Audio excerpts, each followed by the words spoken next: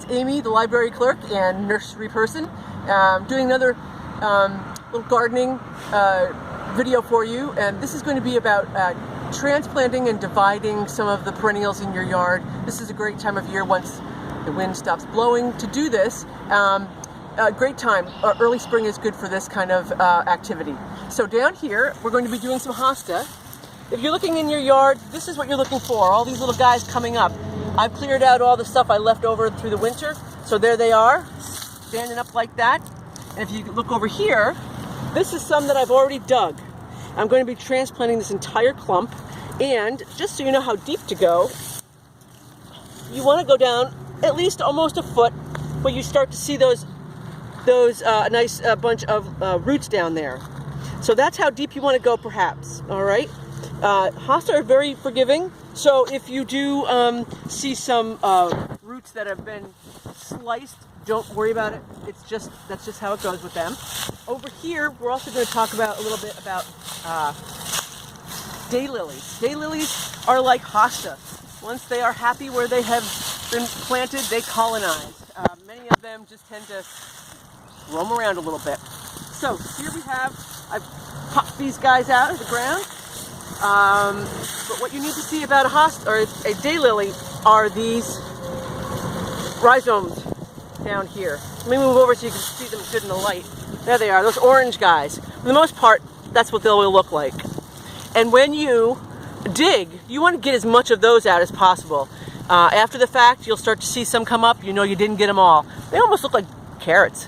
At any rate, that's what you're looking for. And again, you're going to go down at least 10 inches, almost a foot, and there they are down there too. So you see where they are. And these guys are very easy to divide. All you'll do is take your shovel and bam, right through it. Just like that.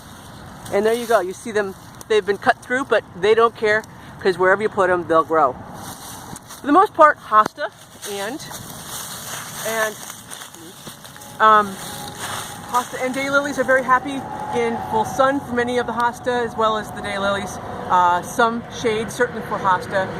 They both will tolerate part sun. That's where these guys are all growing, and they've always been very happy. So now we're going to go and we're going to transplant the hosta. Now we're at the hole where we're going to be planting the hostas to transplant. I'm going to show you what it looks like to divide them, which is really nothing but brutalizing them with a shovel again. In the hole that I prepared, I'm going to put in some bone meal. Bone meal is great for getting roots to grow. It is pretty much completely phosphorus, which is really good for roots. So you might put that in the hole when you plant a bulb in the fall.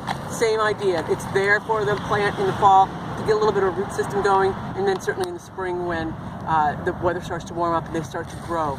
So anyway, I just sprinkle a little in the bottom of the hole. Normally, if it was another time of year where you might think it's a little dry out, you might want to water that in a little bit, and then you're going to put your plants in. And so you would just come in, however many pieces of this you might want to make out of it, you would just put your shovel right into it and divide it just like that. Now, the thing is, I'm going to use up this entire ball and put it right in this hole. So I'm going to just take that out.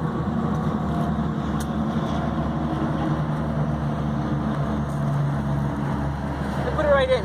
Now, you don't want to sink these guys too low. I made this hole fairly deep, deeper than I needed to. So what I might take it back out, fill it back in a little, and then put my root ball right back on top. And then fill in with the soil that you've dug out. Water it in, unless, of course, like tonight and tomorrow, we get a lot of rain again. But keep an eye on it.